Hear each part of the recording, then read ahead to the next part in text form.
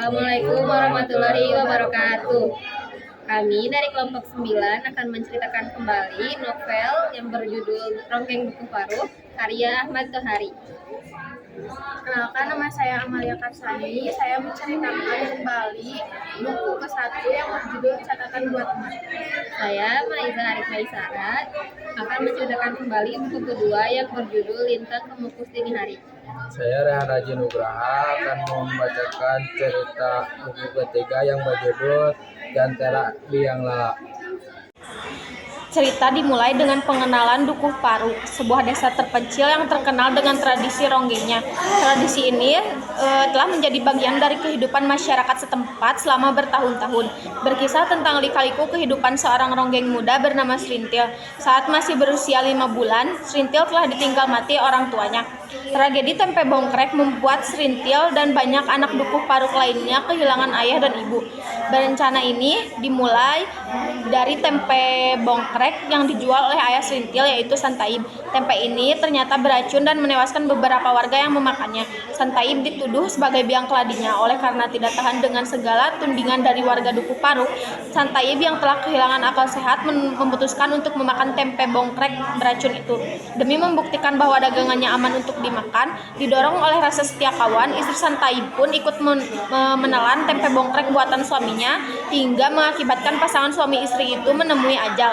Semenjak saat itu, Srintil yang telah menjadi yatim piatu diasuh oleh kakek dan neneknya, Sakarya dan Nyai Sakarya. Srintil memiliki teman sebaya bernama Rasus. Usia mereka hanya terpaut 3 tahun. Sama seperti Srintil, orang tua Rasus pun terkena malapetaka tempe bongkrek. Rasus yang sebatang kara tumbuh besar di bawah asuhan sang nenek. Jika ayah Rasus langsung meninggal setelah keracunan, tidak demikian dengan ibunya. Keberadaan perempuan itu masih menjadi misteri sampai sekarang. Setelah dibawa ke poliklinik karena keracunan tempe bongkrek, ibunya tidak pernah pulang kembali ke Dukuh Paruh. Tidak ada seorang pun yang mengetahui apakah ibu Rasus masih hidup atau sudah mati. Maka kepada Srintilah Rasus mencari gambaran ideal seorang ibu. Bagi Rasus, Srintil menjadi cermin di mana ia bisa melihat bayang-bayang ibunya. Tetapi jelas, penampilan Srintil membantu Rasus mewujudkan angan-angannya tentang pribadi perempuan yang telah melahirkannya. Itulah sebabnya mengapa Rasus menjadi satu-satunya warga Dukuh Paruh yang tidak senang melihat Srintil dinobatkan menjadi ronggeng, karena Rasus tidak akan bisa melihat lagi gambaran seorang ibu dalam diri Srintil. Berbeda dengan Rasus, bagi Dukuh Paruh hidup terasa hambar tanpa adanya ronggeng. Oleh karena itu, semua orang menyambut gembira ketika mengetahui bahwa Srintil telah mendapat indang atau semacam wangsit yang dimuliakan dalam dunia peronggengan. Srintil dipercaya untuk lahir dengan mengemban tugas sebagai seorang ronggeng setelah ronggeng terakhir di Dukuh Paruh mati 11 tahun yang lalu. Oleh Sakarya, Srintil diserahkan kepada keluarga Kartareja untuk dididik layaknya seorang ronggeng. Kartareja adalah seorang dukun ronggeng bersama istrinya. Mereka berdua memberikan bermacam-macam susuk dan pekasih kepada Srintil untuk membuat gadis itu menjadi ronggeng tenar. Srintil juga harus menjalani beberapa tahapan sebelum ia dinobatkan menjadi ronggeng secara sah. Salah satu tahapan itu adalah malam buka kelambu. Ini adalah semacam sayembara memperebutkan keperawanan calon ronggeng. Semua laki-laki boleh ikut serta asalkan bersedia membayar sejumlah uang yang telah ditentukan. Pada malam buka kelambu ini, Srintil harus menghadapi 2 pemuda yang memperebutkannya seharga 1 kepiting ringgit emas, doer dari percikalan, dan Sulam, anak seorang lurah kaya dari kampung seberang. Dalam usia 11 tahun, Srintil telah melepas keperawanannya. Seusai malam sayembara itu, Rasus memutuskan bahwa ia harus pergi dari Dukuh Paruh.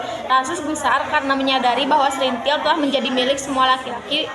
Ia merasa Dukuh Paruh telah mengambil miliknya yang berharga. Perlahan-lahan, Rasus menggeser kedudukan gadis itu karena ia mulai kesulitan mencari gambaran ibunya dalam diri perempuan sundal semacam Srintil. Akhirnya, Rasus menyingkir ke Pasar Dauan.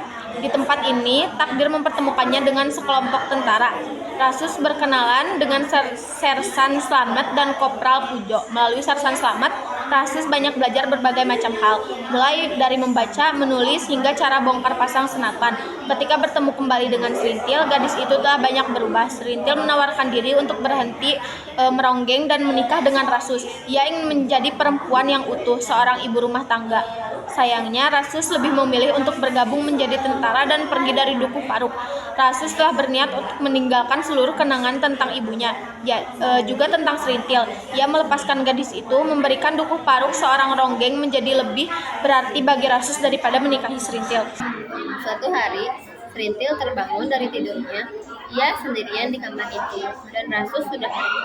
Serintil mencari Rasus keluar dari rumahnya, melihat ke berbagai arah. Pada saat di mana ia melihat ke arah persawahan, di mana terdapat kabut yang tebal, menampakkan Dawan dengan markas tentara di bawah pimpinan Samad, di mana Rasus bergabung. Serintil merasa kecewa pada Rasus karena ia sudah berencana untuk membangun sebuah rumah tangga bersamanya. Setelah itu, ia tidak ingin melayani seorang ataupun tamu yang ada di sana. Lalu Nyai Katerja pun merasa sumber penghasilannya itu terancam karena Serintil tidak mau melayani tamu yang ada di sana. Lalu Nyai Katerja berbuat sesuatu dengan menaruh telur ayam di salah satu sudut rumah Serintil dan membacakan sebuah mantra. Tetapi Serintil melumpuhkan mantra tersebut karena Serintil mengencingi tempat di mana Nyai Katerja meletakkan telur tersebut. Lalu suatu hari ada Marsusi, yaitu kepala perkebunan. Ia ingin bertemu dengan Serintil, tapi karena Serintil sudah mengetahui bahwa Marsusi ingin bertemu dengannya, Marsusi pun melarikan diri ke bukit perkuburan Dukuh Paruk. Tak lama kemudian Nyai pun menemukan Serintil dan memaksa untuk pulang ke Dukuh Paruk. Serintil pun menyetujuinya. Tetapi pada saat perjalanan pulang, Serintil mengambil jalan yang berbeda dengan Nyai Katerja. Ia mengambil jalan yang keluar dari Dukuh Paruk. Tak lama kemudian, ia sampai di Pasar Dawan. Di sana, ia memasuki warung kelontong dan beristirahat di sana. Setelah itu, ada Nyai yang sedang mencari Serintil ke Pasar Dawan. Tapi karena orang-orang yang ada di pasar itu merasa kasihan kepada Serintil, jadi orang-orang yang ada di pasar itu tidak memberikan petunjuk yang benar, melainkan petunjuk yang salah. Petang pun sudah tiba. Serintil terbangun dari tidurnya oleh lagu yang dinyanyikan oleh Wirister dan istrinya. Lalu Serintil pun meninggalkan Pasar Dawan. Saat perjalanan pulang, Serintil bertemu dengan Kopral Pujo. Kopral Pujo menceritakan bahwa Nyai Katerja yang sedang mencari Serintil. Ia menyangka Serintil pergi dengan Rasus, tetapi pada kenyataannya tidak. Serintil pun bertanya mengenai Rasus. Kopral Pujo pun memberitahu bahwa Rasus sedang menjalankan pendidikan militer di markas batalion. Serintil yang hendak pergi dari Pasar Dawan pun mengurungkan niatnya dan kembali ke Pasar Dawan. Ia duduk di tempat yang kosong dan memanggil Wirister dan istrinya untuk memainkan beberapa lagu. Setelah beberapa lagu dimainkan, Wirister dan istrinya pulang dari sana. Kemudian ada ada seorang nenek yang menghampiri Serintil. Ia adalah Nenek Zakaria yang tak lain adalah nenek dari Serintil. Mereka pun pulang ke Dukuh Paruk. Dan sekarang Serintil tinggal dengan Nenek Zakaria yang kesehariannya selalu main dengan Godar, anak dari Tampi. Pada suatu hari, Marsusi itu kembali ke Dukuh Paruk. Ia ingin bertemu dengan Serintil. Nyai Katerja pun meminta Serintil untuk bertemu dengan Marsusi, dan dia menyetujuinya. Setelah itu, Marsusi hendak untuk mengajak Serintil bepergian keluar. Tapi Serintil menolaknya, meskipun Marsusi sudah mengeluarkan kalung emas. Marsusi marah kepada Serintil dan Nyai, tetapi dengan ketenangannya, Serintil pun menjelaskan bahwa Serintil sudah mengubah haluannya. Marsusi pun pulang dengan amarah yang masih menggebu-gebu. Pada suatu hari, kedatangan tamu, yaitu Prabu, yang meminta Serintil untuk menari dan meronggeng kembali, tetapi Serintil menolaknya. Setelahnya, Serintil pun pergi ke rumah Tampi untuk menemui Goder. Dalam perjalanan ke rumah Tampi, ia berhenti di rumah Sakum. Sakum, ia adalah seorang penabuh calung yang buta. Ia menghampiri Sakum dan menceritakan tentang tawaran dari Prabu. Sakum pun memberi saran kepada Serintil untuk melupakan Rasus karena Serintil ingin menarik kembali, tetapi hatinya yang enggan untuk menarik kembali. Kemudian, di saat perjalanan pulang, Serintil pun berpikir untuk menerima tawaran dari Prabu. Di sisi lain, Marsusi menemui Pak Tarim. Pak Tarim adalah seorang yang menggunakan ilmu hitam. Di sana, dia menceritakan bahwa dia sudah dipermalukan oleh Ronggeng Dukuh Paruk. Tetapi, dia di sana mengurungkan niatnya untuk membalaskan dendam. Pak Tarim yang mendengar hal itu, langsung menghasut kembali Pak Marsusi untuk tetap membalaskan dendamnya kepada Ronggeng itu. Sampailah pada perayaan Agustusan. Acara hiburan itu dimulai dengan musik keroncong. Setelah itu dilanjut dengan ronggeng dari Dukuh Paruk. Serintil pun langsung berdandan dan berganti pakaian, dan pementasan ronggeng Dukuh Paruk pun berjalan hingga beberapa babak. Pada saat babak kelima, Serintil pun berhenti, nafasnya tersengal-sengal dan terjatuh dari panggung. Kemudian, orang-orang di sana termasuk Nyai Katarja pun membantu Serintil. Tak lama dari sana, Serintil pun siuman kembali. Tidak ada yang tahu dan sadar kenapa Serintil seperti itu. Ternyata itu adalah ulah dari Marsusi.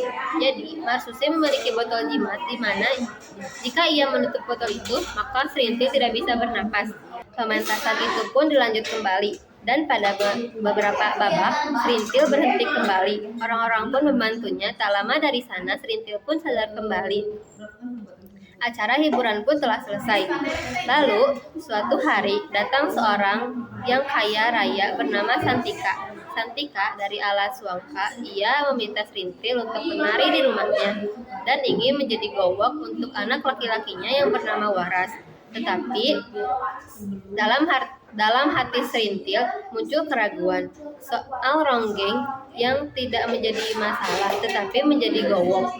Serintil sudah bersumpah dalam hatinya tidak ingin melayani laki-laki yang memburunya.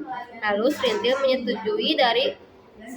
menyetujui penawaran dari Santika itu. Suatu hari Santika dan istrinya meninggalkan Waras untuk tinggal dengan Serintil. Setiap hari Serintil harus mengajari Waras tentang bagaimana pekerjaan laki-laki dan suami. Namun yang terjadi sangat mengecewakan. Waras tidak memiliki tenaga laki-laki bagi Serintil. Pengalaman menjadi gowok adalah pengalaman yang tak pernah terlupakan. Pada tahun 1964, Dukuh Paruk menjadi sangat miskin. Pentas ronggeng jarang terdengar. Tetapi, suatu hari datang tawaran dari Pak Bakar dari partai politik. Serintil kembali dipentaskan untuk meraih simpati masyarakat. Sekaria dan Katerja menolak permintaan Pak Bakar karena ingin membalas budi, sebab kini rombongan ronggeng telah dibeli alat-alat elektronik untuk pementasan. Suatu malam, ketika pentas, ada banyak penonton yang mabuk dan kesurupan. Mereka yang kesurupan merusak sawah yang akan panen, dan terjadilah tawuran antar petani dan si perusak tersebut. Kejadian ini membuat Serintil dan rombongannya tidak jadi pentas di acara Pak Bakar. Suatu pagi, warga Dukuh Paruk marah karena mendapati makam Ki Seca Menggala Poranda dirobohkan orang. Mereka mendapati sebuah caping hijau yang terletak di semak-semak. Mereka menduga orang dari partai yang sering menggunakan caping tersebutlah pelakunya. Orang dari partai itu memang tidak suka dengan kegiatan warga Dukuh Paruk. Kejadian ini membuat Serintil dan rombongannya kembali meronggeng untuk menunjukkan perlawanan bagi partai yang merusak makam leluhurnya. Sehingga Dukuh Paruk disambut keributan besar. Hampir semua rumah terbakar habis.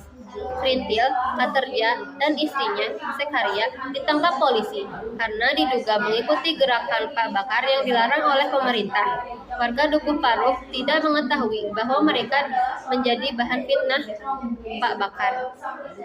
Buku ketiga cerita Dukuh Paruk yang judulnya Biang Lala, awal kemarau tahun 1966 membawa kecemasan bagi warga Dukuh Paruk.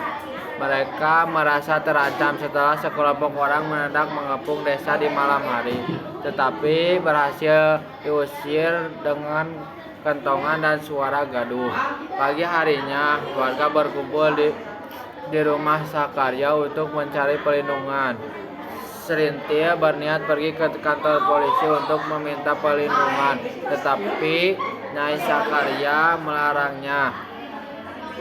Serintil semakin terlibat dengan Bajus, seorang pemborong yang memiliki kedekatan dengan pejabat. Bajus membawa Serintil ke sebuah villa yang telah disewanya, lalu pergi menghadiri rapat di hotel.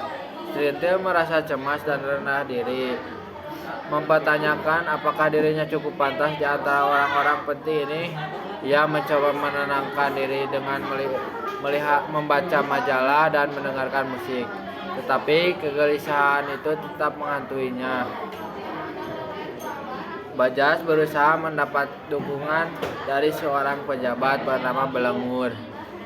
Namun, Belengur yang dikenal sebagai petualang perempuan justru merasa iba terhadap Serintil dan memutuskan untuk tidak menyentuhnya. Ia bahkan meminta Bajus untuk mengantarkan Serintil pulang dengan memberi sejumlah uang sebagai hadiah. Serintil sempat merasa harapan baru dengan Bajus, tetapi akhirnya menyadari bahwa ia hanya menjadi bagian dari permainan orang-orang berkuasa. Keinginannya untuk berumah tangga dan hidup normal semakin sulit terwujud. Kegagalan demi kegagalan dalam hidupnya membuat merasa kosong dan kehilangan makna. Di tengah kebimbangan, Serintil dihadapkan pada kenyataan bahwa ia tetap dianggap sebagai masa lalunya yang kelam. Ketakutannya terhadap kemungkinan dituduh sebagai anggota PKI membuat semakin terpuruk. Keadaan ini menyebabkan Serintil semakin kritis identitas yang mendalam, merasa dirinya hanya tinggal sebagai monumen seonggok benda organik tanpa harapan. Kesimpulan dari cerita di atas menggambarkan puncak perjalanan emosional Serintil yang penuh harapan, pengkhianatan, dan akhirnya kehampaan. Ia berusaha mencari tempat di dunia yang berubah, tetapi selalu terseret kembali ke masa lalunya.